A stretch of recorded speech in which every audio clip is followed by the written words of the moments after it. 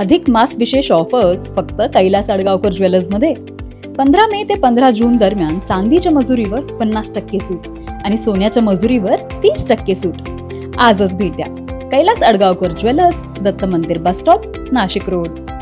बघा, या ठिकाणी कोणाच्या शंकेला आपण उत्तर देऊ शकत नाही. या ठिकाणी शंकेचं निरसन करण्यासाठीच या ठिकाणी आलोय आम्ही दोघं पण, की इगतपुरीमध्ये त्या ठिकाणी कोणीतरी एखादा व्यक्ती असेल, त्याने उगाचच त्या ठिकाणी बदनामी करण्याचा प्रयत्न केला. कुठेतरी सोशल मीडियावर गोकुळची मतपत्रिका बनवून टाकली आणि तिच्या समोर हे टाकलं, आणि जेणेकरून वरच्या नेत्यांना दाखवता येईल की गोकुळ गीते अजूनही या ठिकाणी प्रचार करतायत, ते प्रचार थांबवत नाही. पण तुम्ही रोज आमच्या संपर्कात आहे, गेले 8-10 दिवस झाले असतील. आम्ही आमचा काम धंदा सोडून कुठेही गेलेलो नाही आणि आमचा त्या निवडणुकीशी आम्ही त्या दिवशीच सांगितलं होतं की आम्ही या निवडणुकीतून थांबतो आहे. मी तर माझी त्याच्यापूर्वी माघार दिलेली होती. त्यामुळे या निवडणुकीशी आमचा कुठेही दूरपर्यंत आम्ही कोणाशी संपर्क केला नाही, काही नाही. या ठिकाणी वेगवेगळ्या ठिकाणाहून लोक बदनाम करताय की अजून कोण करतंय काय माहिती, पण या ठिकाणी नवीन प्रश्न, नवीन उत्तरं. आमचा ह्या निवडणुकीत कुठेही आमचा संबंध नाही. आम्ही कोणाला सांगितलं पण नाही. आम्ही ज्या दिवशी प्रचार थांबवला त्या दिवसानंतर कुठे गेलो पण नाही. रात्री माझ्याकडे 200 कार्यकर्ते जिल्ह्याभरातनं घरी आले असतील, तरी मी त्यांना सांगितलं, बाबा मला एकदा मी वरती शब्द दिलेला आहे, माननीय मुख्यमंत्री देवेंद्रजींना मी या ठिकाणी शब्द दिला आहे, एकनाथजी शिंदे साहेबांना शब्द दिला आहे, गिरीश भाऊंना शब्द दिला आहे, उदयजी सामंत साहेबांना शब्द दिला आहे. आणि जर आपण या ठिकाणी जर 4 लोकांना शब्द देऊ आणि जर आपण थांबणार नसेल तर त्या शब्दाला 1% या ठिकाणी किंमत उरणार नाही. त्यामुळे निश्चितपणे या निवडणुकीतून आम्ही थांबलो होतो. पण आज सकाळी मला 6:45 त्या ठिकाणी गिरीश भाऊंचा फोन आला, म्हणे गणेश कोणीतरी असं सोशल मीडियावर हे पसरवत आहे. म्हटलं भाऊ तुम्ही काही काळजी करू नका. नंतर माझ्याशी शिंदे साहेब पण त्या ठिकाणी बोलले. मी त्याप्रमाणे लगेच त्याची माहिती काढली. इगतपुरीमध्ये एक जणाने हा उद्योग केलेला आहे, तो मला माहिती पण आहे. तो 2-4 दिवसापूर्वी मला भेटून पण गेला, पण मी त्याला स्पष्ट नकार दिला होता की मला कुठल्याही भानगडीत पडायचं नाही. आणि त्याने ते कोणाच्या तरी सांगण्यावरनं त्या ठिकाणी सोशल मीडियावरती मतपत्रिका टाकली. त्यानंतर त्या ठिकाणी एक उबाटाचा उबाटाचा एक पुलिंग एजंट होता. तर गोकुळला त्याच्या कार्यकर्त्यांनी आग्रह केला होता की या ठिकाणी तुम्ही पुलिंग एजंट आमच्यासाठी द्या. मग गोकुळने 2-3 ठिकाणी त्या ठिकाणी पुलिंग एजंट दिले होते की निवडणूक ही लोकशाहीच्या पद्धतीने झाली पाहिजे. तुम्ही जरी थांबल्यात, आम्ही तुमच्या भरोश्यावर लढलो फिरलो, पण आता तुम्ही अचानक U-टर्न या ठिकाणी घेताय तर आम्हाला पण कोणीतरी विचारेल, उत्तर द्यायला जागा नाही.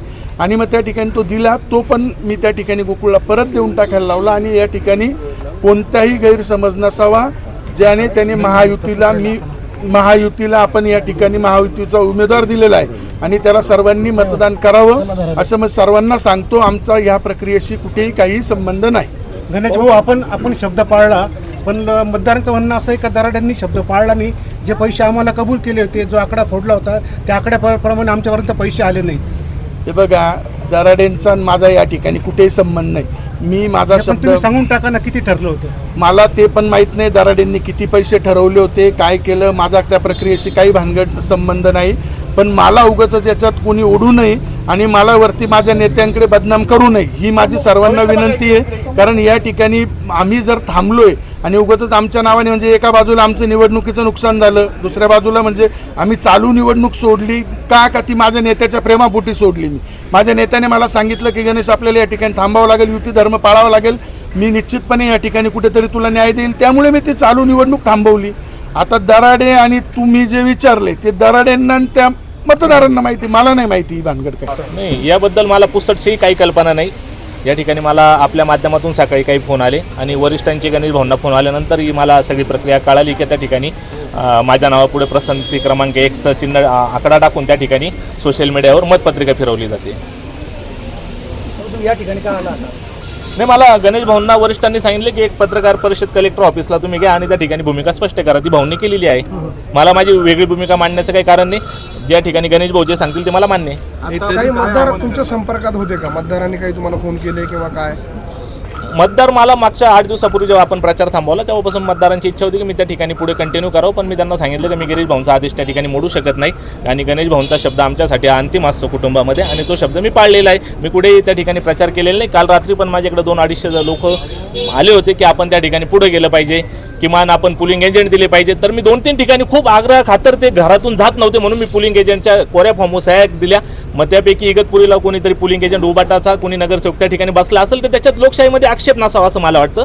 लोकशाहीची मतं तर कुठल्या तरी उमेदवाराला पडणार आहे, ते फक्त पारदर्शकपणे पडलं पाहिजे असं कदाचित त्यांचं व्यक्तिगत मत असेल. ते उभ्या महाराष्ट्राला माहिती आहे ना उबाटा आणि शिंदेचं काय चालू आहे ते आता परत कालपासून त्याच्यात अनेक काही घडामोडी काढतात, त्या विषयावर मी बोलू शकत नाही. माझं काही कोणाशी बोलणं नाही झालेलं आणि पडले तर त्याच्यात मी काही करू शकत नाही. ऑलरेडी त्या ठिकाणी आपण पूर्वी पण गिरीश भाऊंना हा शब्द विचारला होता की मतं पडले तर काही पण होऊ शकतं.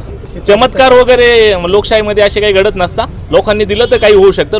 लोकांच्या मनात काही आपण सांगू शकत नाही. मी माझा प्रचार थांबवलेला आहे. माझी कुठली सोशल मीडियावर त्या ठिकाणी कोणी माझ्या कार्यकर्त्यांनी पोस्ट मतदानाची व्हायरल करून ही एवढी विनंती मी आपल्या मार्फत करेन. ओके.